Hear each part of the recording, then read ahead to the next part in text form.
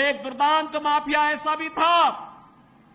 बहनों और भाइयों, जब समाजवादी पार्टी की सरकार के समय चलता था तो मुख्यमंत्री हो या मुख्य न्यायाधीश, इन सब के काफिले रुक जाते थे और माफिया का काफिला निकलता था।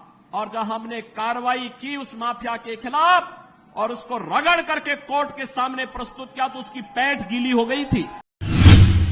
हमने कहा था कानून को रौंदने वाले, आज कानून कितना बड़ा होता है यह एहसास हो रहा है कि नहीं हो रहा है। और निर्दोष लोगों को मारोगे तो मिट्टी भी नहीं मिल पाएगी। देखो, जिनकी गर्मी हम शांत कर चुके हैं उनको गर्म मत होने दीजिए। अब यह देश, पूरे देश के अंदर एक आवाज है, उत्तरो दक्षिणो पूर्वो पश्चिमो, एक ही आवाज है पूरे देश के अंदर।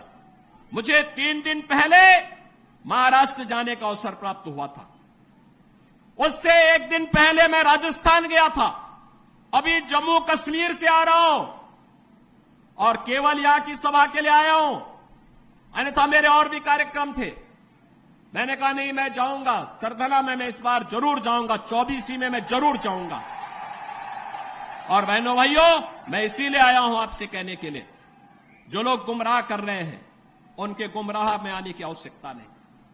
ये लोग कभी नहीं आएंगे। फिर जाति के सौदागर उपयोग करेंगे, बाद में सौदेबाजी करके गायब हो जाएंगे। हमें किसी भी ऐसे व्यक्ति के बहकावे में नहीं आना है जिससे हमारा राष्ट्र धर्म खतरे में आए। याद रखना, इस देश के राष्ट्र धर्म को हमेशा खतरा जब भी आया है इन्हीं लोगों के कारण आया है, जिन्होंने जातीयता के आधार पर समाज के सामाजिक ताने बाने को छिन्न भिन्न किया है, हमेशा छिन्न भिन्न किया है। और बहनों और भाइयों, मैं आपको इस बात के लिए आश्वस्त करता हूं कि कोई माय के लाल बाल बांका नहीं कर सकता है। सुरक्षा की इतनी पुख्ता व्यवस्था हमने की है यूपी के अंदर। आज आप देखते होंगे बड़े बड़े दुर्दांत माफिया और अपराधी किस कदर उनकी दुर्गति हो रही है। आप देख रहे होंगे, जिनके नाम से ही लोग कर्फ्यू जैसा माहौल होता था, आज उनकी दुर्गति क्या है हर व्यक्ति देख रहा है।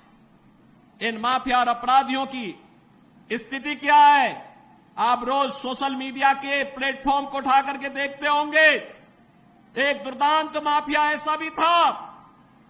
बहनों और भाइयों, जब समाजवादी पार्टी की सरकार के समय चलता था तो मुख्यमंत्री हो या मुख्य न्यायाधीश, इन सब के काफिले रुक जाते थे और माफिया का काफिला निकलता था।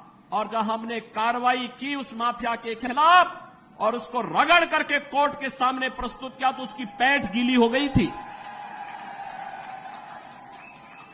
उसकी पैंट गीली हो गई थी। और तब हमने कहा था, उस समय उसको हमने कहा था कानून को रौंदने वाले, आज कानून कितना बड़ा होता है यह एहसास हो रहा है कि नहीं हो रहा है। और निर्दोष लोगों को मारोगे तो मिट्टी भी नहीं मिल पाएगी। और बहनों और भाइयों, इसीलिए मैं आया हूं आपसे कहने के लिए, देखो, जिनकी गर्मी हम शांत कर चुके हैं उनको गर्म मत होने दीजिए। अब इस क्षेत्र को विकास की मुख्य धारा के साथ जुड़ने दो।